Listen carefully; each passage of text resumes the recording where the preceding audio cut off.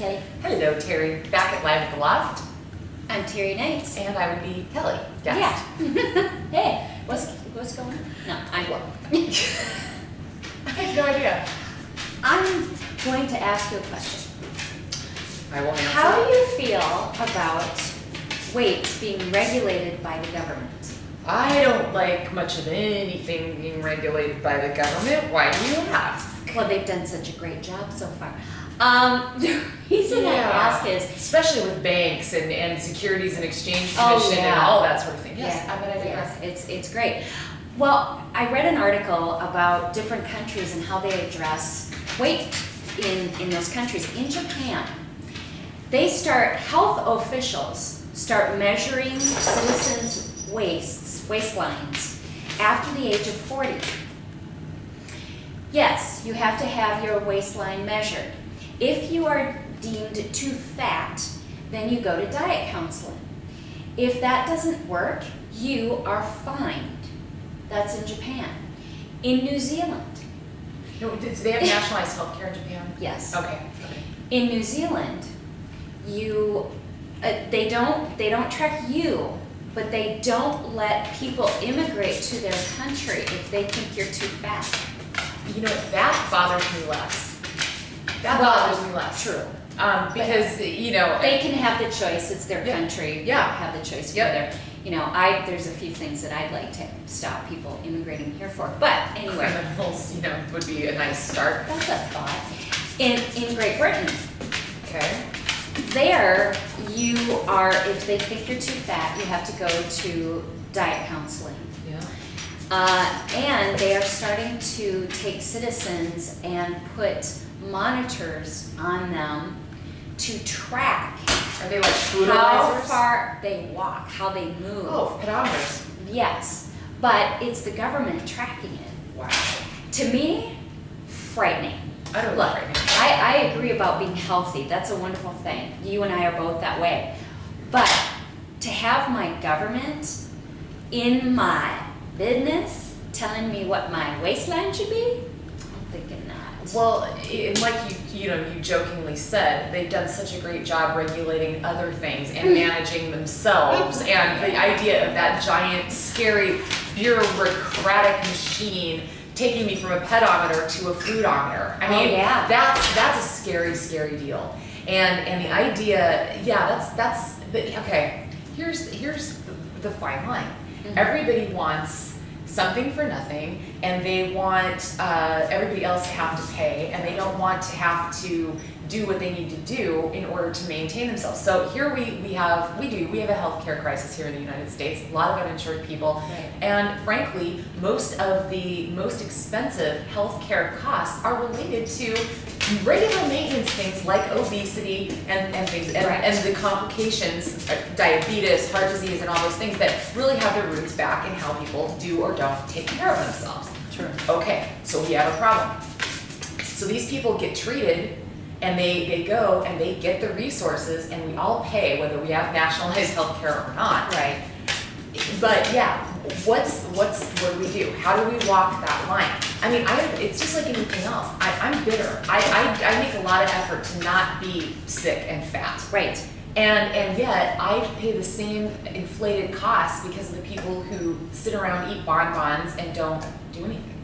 It's not fair. It isn't fair, but then what do you do about that? I mean, to regulate it by the government, no. No. We don't want that. So then how do you go about educating people? Well, one of the things that I found interesting is many years ago, my mom was in school lunch. She was a school lunch lady. Okay. And she became a cook manager, and we used to get tater tot hot fish all the time. Loved it.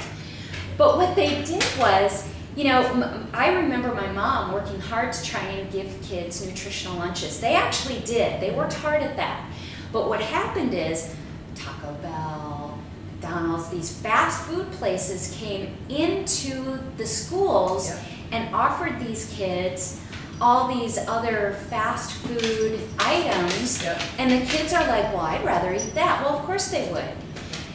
To me, don't give them that choice. When they're in school, and a lot of these school lunch programs too, they're subsidized by the government. So quit doing that. Give them a nutritional lunch. That's what you get. Yeah, well, and going back, there is actually a company out there that's based on trying to get accountability, and I think, frankly, the only free market way to handle this would be to get people where it hurts in their pocketbook. Now, that can only go so far because the people that are going to plunk themselves into the emergency room are going to get the care that's required, Right. Regardless. However, for the bulk of the people that do pay for insurance, whether it's through their company or wherever else, if there's some financial motivation to take better care of yourself, I think that's the only possible way it can work. And in fact, one of the ways that they're doing that in Great Britain is if you are an exerciser, they have a reward program. You can get coupons at stores. Yeah.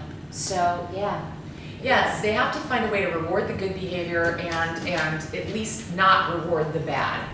But as it is now, there's really no differentiation, and like so many other things. Oh, I know. Well, and speaking of getting the government in our business, I also read an article, legislation was brought before the House about banning smoking inside your vehicle. Yep, and they've been talking about banning it inside of people's homes too. That's been talked about. I'm not a smoker, never have been, but frankly, I don't like state or government imposed smoking bans. I wish that they would have allowed bars and restaurants to do it on their own, and then I would go to the ones that didn't allow smoking because I can't stand it. But I hate the fact that the government got involved. I agree with that, and I was a smoker. I smoked for almost 30 years, 20 years? Really? Yeah, almost 20 years. I started when I was 14 years old, and I stopped when I was 33. And the only reason I stopped is because my sister, who's 10 years older than me, nearly died. And the only thing that ever scared me was emphysema. Never thought about cancer, but I thought about emphysema. Being wheeled around with an oxygen tank scared the crap out of me. And it's a nasty death. Oh, horrible, painful, horrible. Yeah, suffering. But I quit cold turkey, just stopped.